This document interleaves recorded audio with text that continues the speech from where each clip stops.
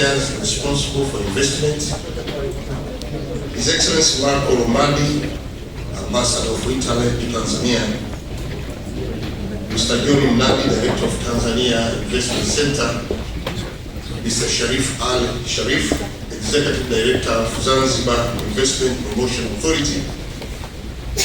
I understand the presence of Mr.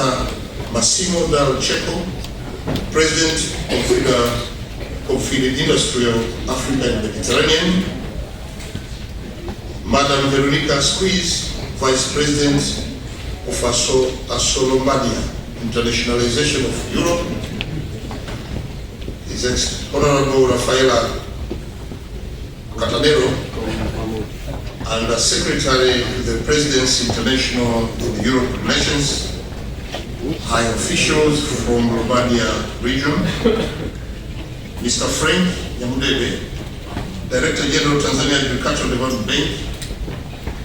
I understand also the presence of officials from banks from Tanzania who are here. Madam Latifa, Director General of Country, Mr. Rafael Maganga, Chairman of Tanzania Private Sector Foundation, TPCF, and the business leaders from Tanzania, businessmen leaders from Tanzania who are here. Professor Marco Conca, Honorary Consul of Tanzania to the Lombardia, business leaders from Lombardia region. I understand the presence of CEOs from different organizations from Tanzania, invited guests, distinguished ladies and gentlemen. It is my pleasure to be here with you today on behalf of President, Our Excellency Dr. Samia Suluhu, who regrettably could not be present at this significant event due to the unforeseen circumstances. Our Excellency President extends her sincere apologies for not being able to join you and share in the important discussions and moment that this gathered promise. At the outset, allow me to thank you all members of the business community who are here with us. Your presence shows your keen interest in Tanzania. I know you have busy schedule yet. You set aside the time to participate in this environment forum. Tanzania delegation is eagerly looking forward to listen to you and engage with you today. I would also like to highlight about Tanzania and Italy historical bilateral relations, which go away back to 100 years, even before Tanzanian independence. Apart from being a 7% in 2021 and 3.8% in 2022, to ensure sustainability, our government continues to implement prudent fiscal and monetary policies to improve economic performance and ensure microeconomic stability. We have improved domestic revenue mobilization and stabilized inflation within the target rate of 3 to 7%. Despite the external shock in global trade and investment, our external position has remained stable. The country also continues to enjoy political stability, which is an important ingredient for investment and growth. As a matter of fact that Tanzania has no historical political or social stability, this business forum takes place in the work of several decisive measures that the government of Tanzania had embarked on to deepen ties with the businesses, local and international. We are stepping up effort to boost trade and attract foreign direct investment as a vital component of economic growth.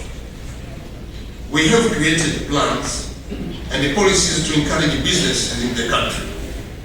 For instance, within the 2 years of the current administration under the exemplary leadership of Our Excellency Dr. Samia Suluhu, President of the United Republic of Tanzania, we have institutionalized the following. One, implementation of an aggressive and comprehensive reform agenda to attract more foreign direct investment to Tanzania.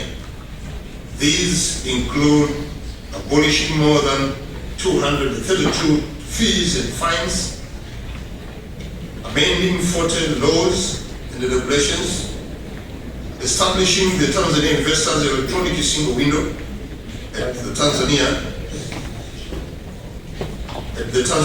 Investment Center, together with the Zanzibar Investment Authority, to create a more feasible platform to facilitate the ease of doing business in Tanzania.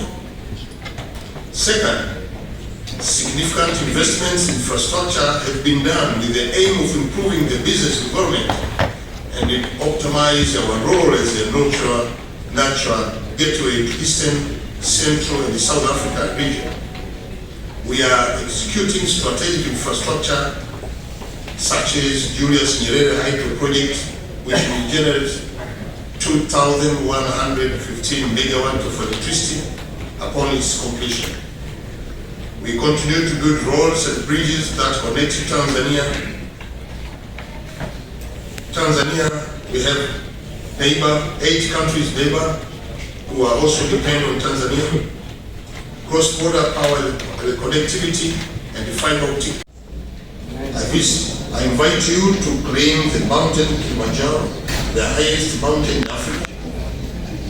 I welcome Italian investment in beaches, management, and hospitality in Tanzania.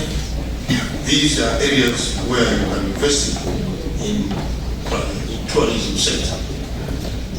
In agriculture,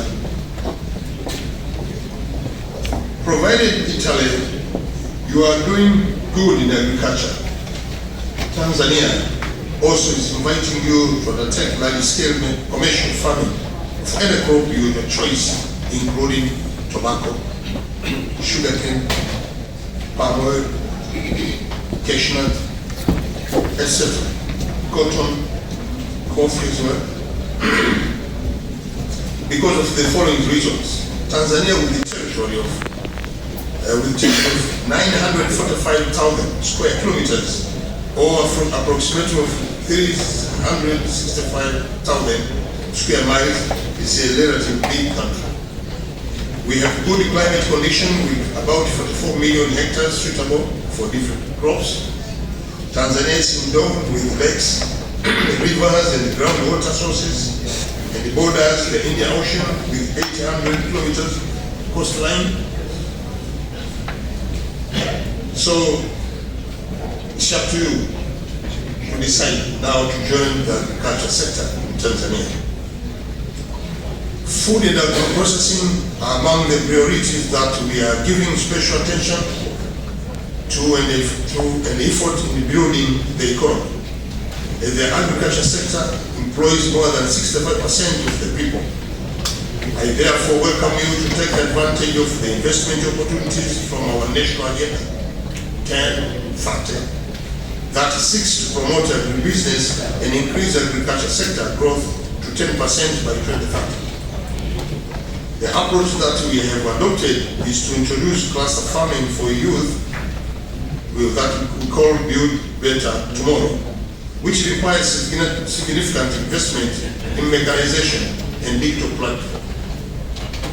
We are positioning Tanzania as a regional food hub, and the country is currently serving as a food basket for the region. For example, Tanzania is the largest producer of sesame and dried beans in Africa, while ranked second on the continent and 10th in the world in pasture production. We are also ranked among the top 5 countries producing rice, coffee, tea, cloves, and cashew nut in Africa. We welcome investment in large-scale commercial farming and the value addition because most of these